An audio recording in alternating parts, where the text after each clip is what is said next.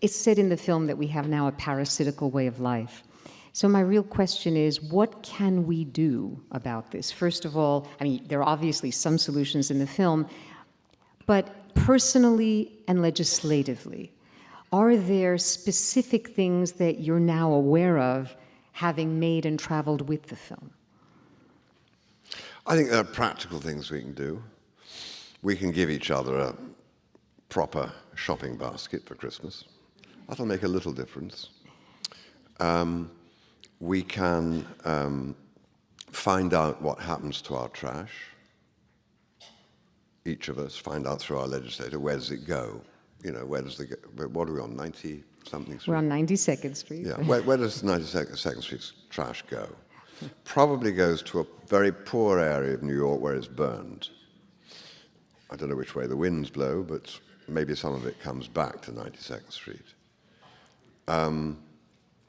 We can take off the packaging at source and leave it on the counter and say, thank you very much, I'm prepared to pay for what I want, but I'm not prepared to pay for that. You have to deal with it, and pass it back up the chain. If enough of us do that, then I think it will finally get back to the manufacturers, and they will say, well, how can we package this in a way which is not covering it in plastic? We can try to get our legislators to mark clearly so that people with a moderate intelligence, in which I put myself, can understand whether it can be recycled or not. I mean, it's incredibly difficult. You know, tops at the moment of milk bottles are quite different plastic to the bottoms, and it's a sort of mess. And the plastics industry is tremendously powerful and very rich, and rightly so, because plastics can do wonderful things these days. But they're very proud of their different plastics and don't put what's in them. So when you come to recycle them, you don't know what chemical mixtures you're letting out. I think plastics must have somewhere on them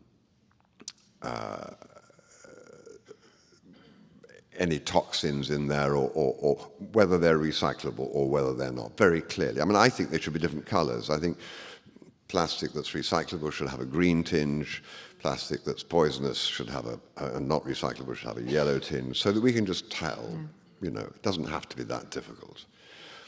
But I'm very glad that Coca-Cola, I think, are just about to release a plastic bottle which is grown from plants. The plastic is made from plants, and so that really will be, it won't go into the little nurdles. It will really disappear when it's had its use. I think we can bully our legislators. I mean, we're showing this in Washington in February. We're showing it at the House of Commons in London at the end of January. The end of January. And because it's the legislators that need to see this. You know, like a vacuum cleaner, these people turn up and say, we can sell you the answer to your problems. You have a trash mountain, you have problems, you don't know what to do with it. Waste to energy, cheap energy, free energy. This machine will do this for you. And like when the vacuum cleaner salesman says that to you, think, oh, that's great, it'll pick up all the dust and it won't make a smell and it'll work.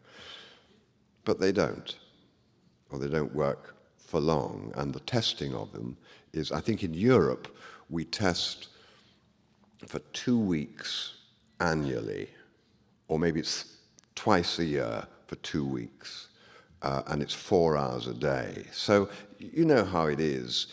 You run an incinerator plant, and you think, right, we're having the filters tested now, let's burn that lot today. Let's just put in some cardboard and whatever, and it'll all be fine, because you want to keep it running. Also, these incinerators, they need to burn an awful lot. And so in a way, they encourage us to burn more, because they need to be full all the time.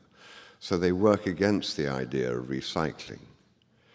I don't know why when we buy a new washing machine and it comes in a big cardboard box and with the polystyrene to stop it banging around, which is fine because we don't want dented washing machines. But Why can't that fold up and go back to the manufacturers and be reused for the next washing machine?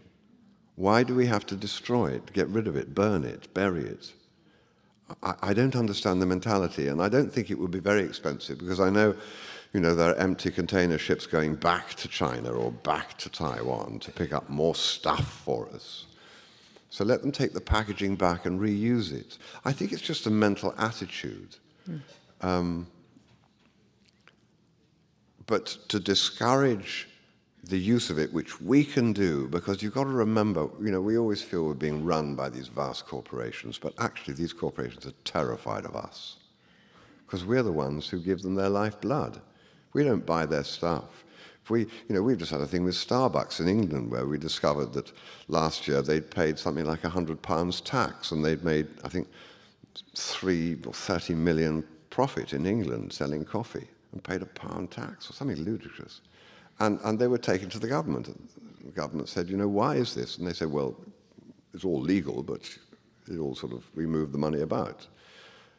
And we said, well, bugger that. That's not right. It may be tax loopholes, but it's immoral.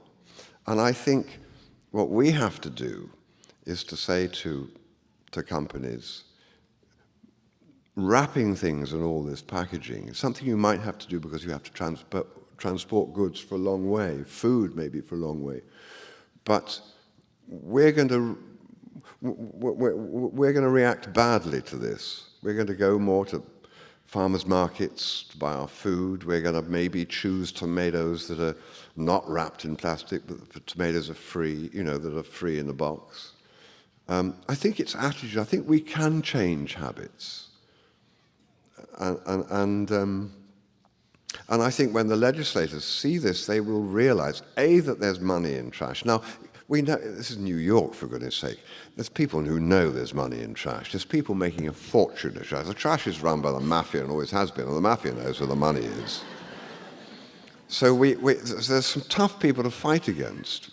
And what we have to say is, you have to do it another way now.